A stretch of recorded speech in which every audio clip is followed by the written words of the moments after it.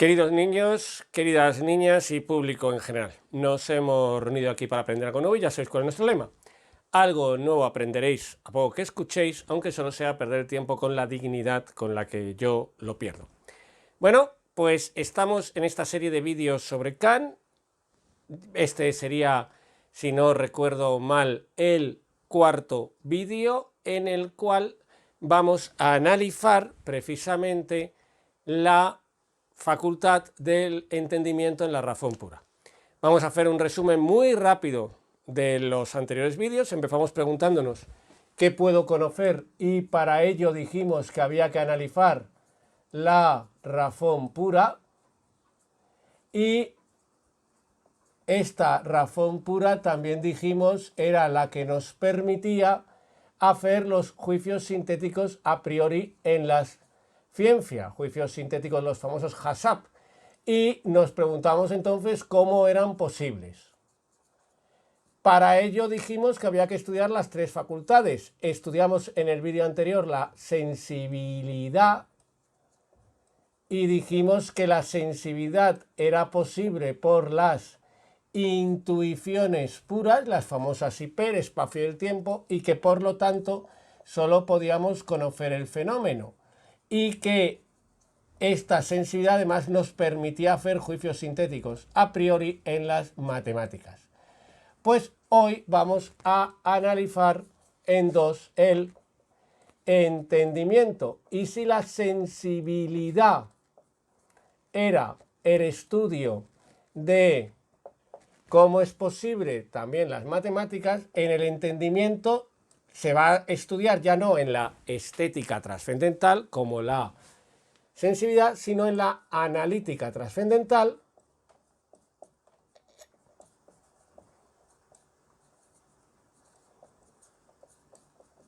y va a explicar cómo es posible, en este caso concreto, la física. Pues allá vamos. Y vamos a empezar pintando, como no, a nuestro sujeto kantiano. Pues aquí lo tenemos.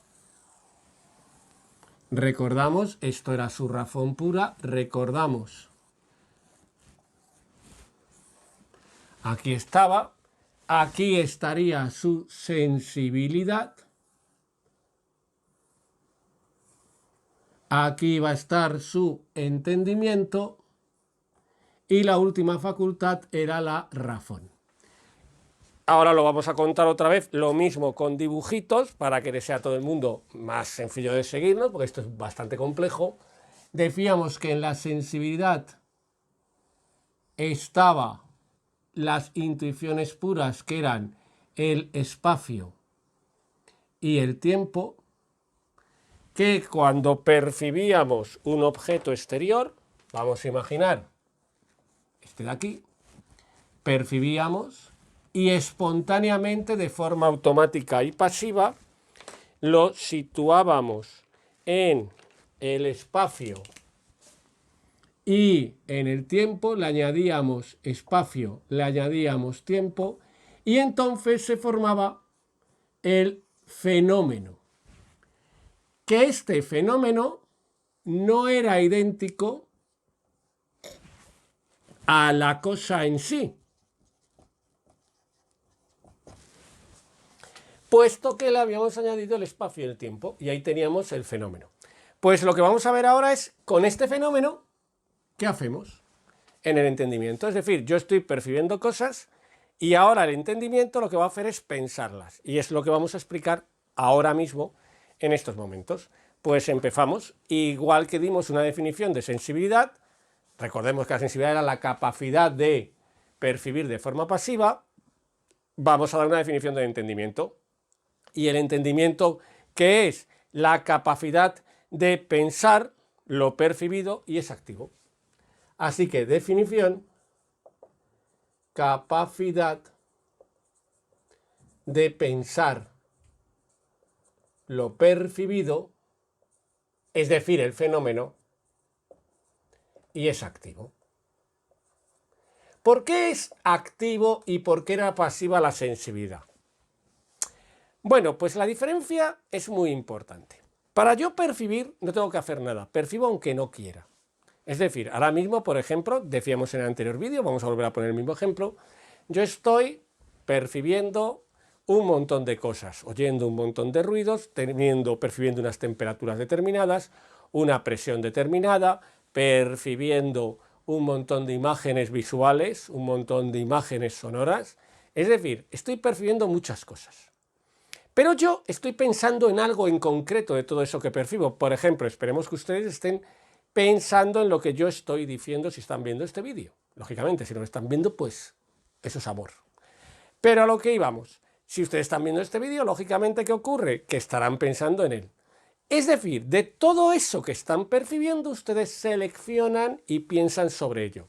Y eso lo tienen que hacer, claro, activamente. No les sale solo. Por eso nos distraemos. Claro, yo percibo automático, pero pienso de forma voluntaria, de forma consciente, y entonces de todo lo que percibo digo, ¡pum!, pienso en esto. Así que el entendimiento es la capacidad de pensar lo percibido y es activo. ¿Y cuáles son sus condiciones trascendentales? Que empieza el problema. Las condiciones trascendentales, recordemos en la sensibilidad, eran el espacio y el tiempo. En el entendimiento van a ser las categorías.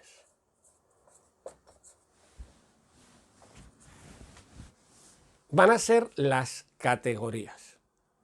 ¿Qué son las categorías? Las categorías son, también se les llama conceptos puros del entendimiento. Luego vamos a ver por qué, igual que al espacio y al tiempo, se acordarán ustedes que les llamábamos también intuiciones puras. Las categorías son, estábamos diciendo, aquello que nos va a permitir pensar y que van a estar vacías de contenido empírico. Y lo que se va a hacer con ellas es aplicarlas al fenómeno, vamos a ponerlo así, aplicarlas a los fenómenos para comprenderlos. Pues vamos a explicarlo. Vamos allá. Ya lo hemos dicho, ¿no? Yo tenía aquí mi fenómeno.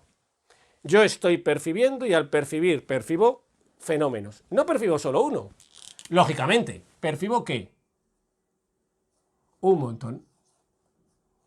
Estoy percibiendo un montón de ¿qué? De fenómenos. Porque percibir es pasivo. Ahora, ¿qué ocurre? Que yo, en mi entendimiento, tengo categorías. ¿Ven ustedes cómo se parece el esquema? Que según Kant son 12. No vamos a decirlas aquí porque yo tampoco me las sé. Esto que no lo sepa nadie, esto no saben ni mis mejores amigos que no tengo, pues que nadie lo sabe. No las vamos a decir aquí, sino que lo vamos a explicar. Lo que nos interesa es que comprendamos cómo pensamos. Vamos allá. Yo voy y voy a empezar a pensar. Primero, como es activo, no pienso sobre todos los fenómenos, no podría. Selecciono un fenómeno. Y al seleccionarlo lo sitúo en una categoría, en 2 y en 3. Vamos a imaginar. En 2, me da igual, en una. Y al pasarlas por esa categoría, digo, esto es X. Es decir, conozco el fenómeno. Vamos a poner un ejemplo. Este rotulador. Ahora mismo, su sensibilidad está percibiendo un montón de cosas. Y no solo este rotulador, está percibiendo mis manos, está percibiendo mi preciosa corbata, está percibiendo mi elegante traje, mi camisa, mi voz, mi apolíneo cuerpo y mi perfil griego en el rostro, está percibiendo la pizarra, está percibiendo que fuera está lloviendo, está percibiendo a lo mejor un dolor de tripas, es decir, usted está percibiendo muchas cosas. Ahora usted va a pensar en este rotulador. ¿Qué es lo que hace para pensar en él? Le coloca en las categorías. Vamos a imaginar. Si yo le presentara este rotulador y, por ejemplo, vamos a imaginar este otro, usted diría, son dos rotuladores distintos. Si yo le presento este rotulador, usted curiosamente no ha dicho, un capuchón y un rotulador, sino que usted que ha dicho, un rotulador. ¿Por qué? Porque primero usted le ha aplicado una categoría a esto, que es la categoría, en este caso concreto, la vamos a llamar categoría de unidad. Sin embargo, aquí usted ha hecho una distinción, ya no les está aplicando la categoría de unidad, es decir, que los objetos son iguales, sino que son dos objetos distintos. Así que usted le aplica esta categoría a la de unidad, primer punto. Y por eso, capuchón y rotulador, el tubo de rotulador, la punta de rotulador, para usted forman parte del mismo objeto. Le sitúan una categoría, unidad. Pero es que además, si yo le dijera, bueno, pues piense usted en un dragón. ¿Cuál es la diferencia que usted aplica a la categoría rotulador de la categoría dragón? Porque usted podría decir, bueno, pero en el dragón también aplica unidad, efectivamente, pero por ejemplo, existencia real. Este rotulador usted lo sitúa en la existencia real, el dragón usted lo sitúa en la irrealidad o no existente. Es decir, ¿qué es lo que usted está haciendo? Aplicar categorías. Y al aplicar las categorías, usted dice, una vez que las ha aplicado, esto es X. Esto es un rotulador. Esto son unas tijeras. Esto, por ejemplo, vamos allá, es un aparato pedagógicamente relevante que es con el que limpio la pizarra. Es decir, usted, por su sensibilidad, solo lo percibe, por su entendimiento, usted lo comprende, lo conoce, al aplicarle las categorías. Así pues, ya tenemos el entendimiento. Sensibilidad y entendimiento. Usted se fijará en que funcionan en un orden, funcionan de una forma. Toda la razón pura de todos los seres racionales, repetimos lo que dijimos en el primer vídeo, extraterrestres o terrestres, funciona así. Así pues ya tenemos las categorías. Y ahora bien, y oiga, pero ¿cómo son posibles los juicios sintéticos a priori en la física? Es decir, ¿cómo yo puedo decir, para entendernos entre usted y yo, que algo va a ocurrir siempre y necesariamente?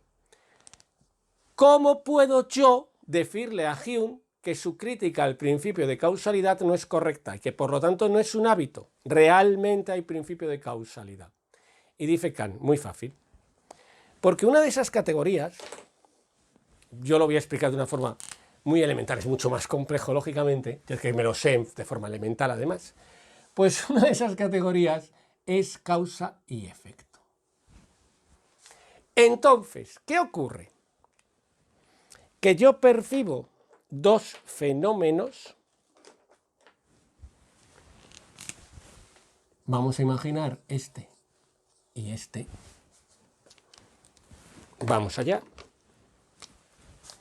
y los sitúo en la categoría de causa y efecto. Y cuando lo hago correctamente podré decir, claro, ya está, causa y efecto siempre y necesariamente. Es decir, soy yo, giro copernicano, el que está situando la causalidad en la realidad. ¿La realidad tiene causalidad? No lo sé. No puedo saberlo. Pero yo sí puedo aplicar la causalidad a los fenómenos y por lo tanto puedo hacer física. Pero alguien podría decir, oiga, vale, vamos a imaginar que usted puede hacer física. Es decir, las categorías son la condición trascendental de la física, son las categorías. No solamente la causa y el efecto, pero es la forma más rápida de entenderlo. Pero, ¿y por qué la física es universal? ¿Por qué todo el mundo hace la misma física? ¿Por qué todos los científicos dicen energía es igual a masa por la constante al cuadrado? Y dice Kant, claro, la física es universal porque no olvidemos algo. La razón pura es universal. Todos los seres racionales tienen la misma razón pura. Es decir, todos los seres racionales tenemos El espacio y el tiempo como intuiciones puras, es decir, vacías de contenido empírico. Para entendernos, a ver este ejemplo, si lo entendemos bien. Un niño nada más nacer tiene sensibilidad, entendimiento y razón. Tiene intuiciones puras y categorías y las tiene vacías. Viene con el programa informático de serie, ¿se acuerdan ustedes del primer vídeo? ¿Y qué ocurre? Que lo va llenando con su experiencia, va haciendo los archivos. Pero todos tenemos exactamente los mismos programas informáticos de serie, el mismo software, diríamos. Y es un conceptos puros porque están vacíos de contenido empírico, también las categorías. Si yo no percibiera nada, vamos a imaginar, para poner un caso que también habría que tener aquí ciertas matizaciones, pero para entendernos los casos estos vienen muy bien, una persona en coma, diría Kant, tiene sensibilidad, tiene entendimiento y tiene razón. Una persona en coma, diría Kant, tiene intuiciones puras y conceptos puros.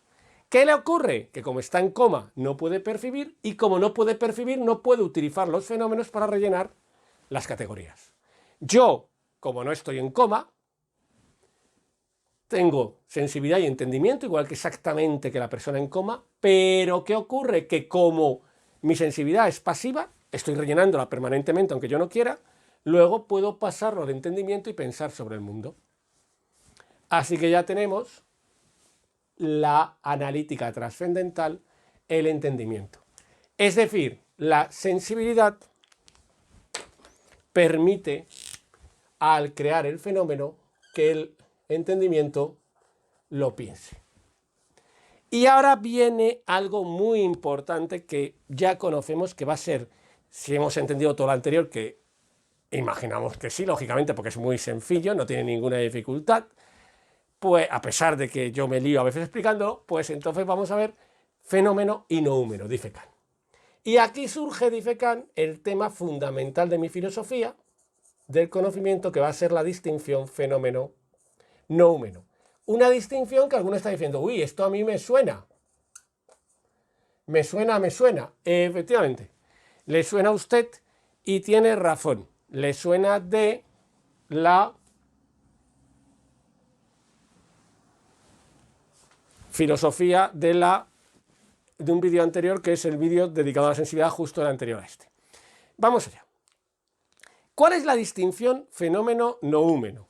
Fenómeno-noúmeno. La distinción fenómeno-noúmeno es la siguiente. ¿Qué es el fenómeno? Primero vamos a ir a las definiciones. ¿Y qué es el noúmeno? Vamos allá. El fenómeno es aquello que yo he percibido por la sensibilidad y por lo tanto puedo conocerlo por el entendimiento.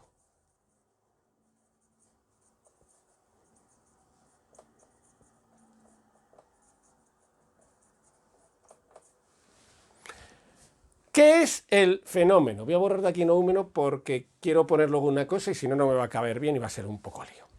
¿Qué es el fenómeno? El fenómeno es aquello que yo he percibido. Es esto. Que le he situado un espacio y un tiempo. No es lo que está fuera de mí. Recuerden la diferencia fenómeno, cosa en sí, sino que es lo que yo he percibido. Y es a lo que le aplico las categorías, porque yo las categorías no se las aplico de aquí a aquí, las aplico de aquí a aquí. Y por lo tanto, ¿qué ocurre? Que el fenómeno me va a ocurrir lo siguiente, que el fenómeno lo puedo conocer. Claro, que lo puedo conocer el fenómeno. Lo puedo conocer. Sin embargo, ¿qué es el noúmeno? ¿Qué es el noúmeno? El noúmeno es la cosa en sí. Y es incognoscible. ¿Qué es el noúmeno? Diría Kant. El noúmeno, claro, dice Kant, es precisamente esto, la cosa en sí, y es incognoscible. No lo puedo conocer. Sin embargo, ¿qué puedo hacer? Pero ojo, lo puedo, dice Kant, pensar. Porque conocer y pensar no es lo mismo. Conocer es estar seguro, tener un conocimiento cierto de algo. Pensar es darle vueltas, elucubrar sobre algo. Yo puedo pensar sobre un problema, conocerlo es darle solución, para entendernos, para poner este ejemplo. Pues yo lo puedo pensar, claro, yo puedo pensar que, por ejemplo, yo ahora estoy viendo este rotulador, estos dos rotuladores, y estos dos rotuladores son una cosa en sí. Es decir, hay algo en la realidad externa a mí que tiene una relación con estos dos rotuladores. Pero no puedo saber lo que es, solo puedo saber que son rotuladores en cuanto a que son fenómenos que he percibido y que llevo a las categorías del entendimiento. Por lo tanto, hay fenómeno y hay noúmeno. Y, por lo tanto, ¿qué ocurre? Que, y esto es muy importante, todo tiene fenómeno, todo tiene noúmeno, todos los objetos de la realidad son fenómeno y cosa en sí al mismo tiempo, y, por lo tanto, la realidad tiene un ámbito que va a ser el fenómeno y otro ámbito que va a ser el noúmeno. ¿Y qué ocurre? Que la ciencia, de lo que trata, lo que conoce la ciencia es los fenómenos. Es decir, y esto es muy interesante en Kant, la ciencia no trata de esto. No trata de la realidad, porque la realidad en sí misma es incognoscible. Trata de nuestra recreación, si podemos hablar así, de la realidad, que no es subjetiva, que es objetiva, porque la razón pura es universal para todos los seres racionales. Y entonces, al conocer el mundo, lo modificamos y podemos hacer ciencia. La ciencia trata sobre los fenómenos. Esto es muy importante. Es decir, ¿por qué la ciencia es posible? Acordémonos de aquella pregunta. ¿Por qué la ciencia es posible? ¿Por qué son posibles los juicios sintéticos a priori? Porque yo tengo sensibilidad, tengo entendimiento y por lo tanto genero fenómenos en la sensibilidad y les aplico las categorías en el entendimiento y puedo llegar a descubrir lo que son. Energía es igual a la masa por la constante al cuadrado. No habla de la realidad, sino que habla del fenómeno que yo he construido con la sensibilidad. Y cuando digo yo, estamos hablando de una cosa que Kant llama, esto no lo vamos a ver, lo vamos a decir muy rápido, sujeto trascendental, que es el sujeto racional.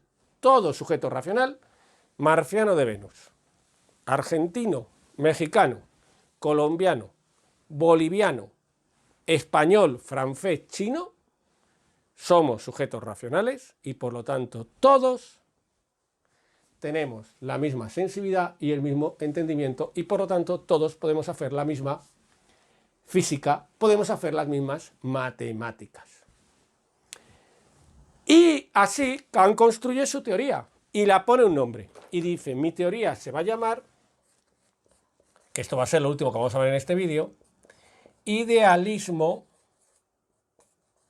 trascendental.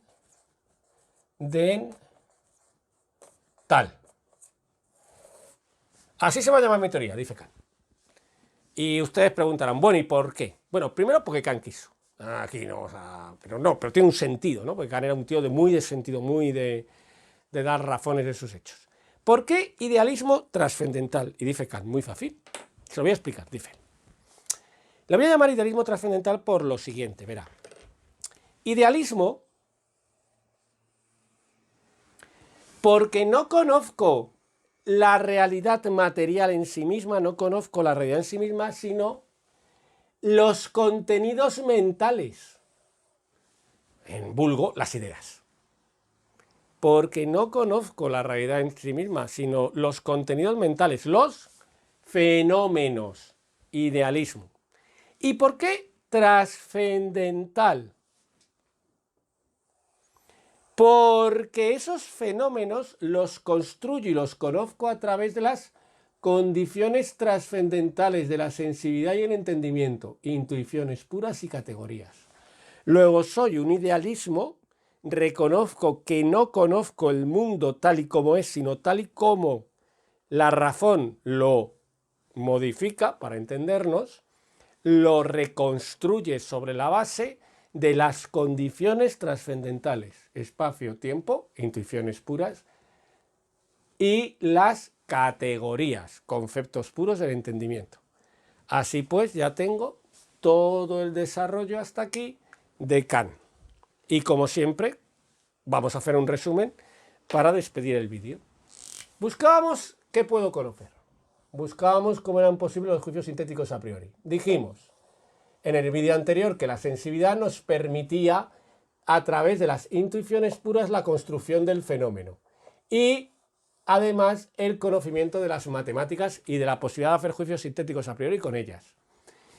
Ahora, esta sensibilidad que hace que el entendimiento, que es la capacidad de pensar lo percibido, pero que es activo, que se estudia en la analítica trascendental, el entendimiento que hace recoge estos fenómenos, como es activo recoge los que desea, y que hace les aplica sus condiciones trascendentales, que son las categorías o conceptos puros del entendimiento, que están vacías de contenido empírico. Es decir, si yo no pensara sobre ningún fenómeno, no tendría ninguna categoría ocupada en ese momento. Es como, y si yo no tengo el ordenador trabajando, pues los programas de ordenador no están funcionando, están vacíos de contenido. Si no tengo ningún archivo, están vacíos. Y ahora, ¿qué es lo que hago? Que esos conceptos puros se los aplico a los fenómenos. ¿Para qué? Para comprenderlos. Y eso hace posible la física. ¿Por qué? Porque hemos contado aquí como ejemplo una de las categorías es causa y efecto, y entonces yo al aplicarla puedo realizar ciencia. Otra categoría, la de la universalidad, etc. Y ahora esto que me lleva a una conclusión, que hay que distinguir claramente fenómeno de noúmeno. ¿Qué es el fenómeno? Lo que yo he percibido, puedo conocer a través del entendimiento, lo he percibido por la sensibilidad y puedo conocerlo a través del entendimiento, y por lo tanto es aquello que puedo conocer. ¿Qué es el noúmeno? La cosa en sí que es incognoscible y que solo la puedo pensar. No la puedo conocer, sí la puedo pensar. ¿Y qué es lo que ocurre entonces? Que la realidad tiene dos ámbitos, fenómeno, noúmeno, y por lo tanto la ciencia solamente, cuidado, que no es poco, conoce el ámbito fenoménico. Y toda esta teoría de Kant, dice Kant, que se llama idealismo trascendental. ¿Por qué? Porque conozco los fenómenos, contenidos mentales, ideas, idealismo, que me permite las condiciones trascendentales de la razón, espacio, tiempo y categorías. Pues como siempre, ha sido un placer y como siempre, en el próximo vídeo, más. Muchas gracias por su atención.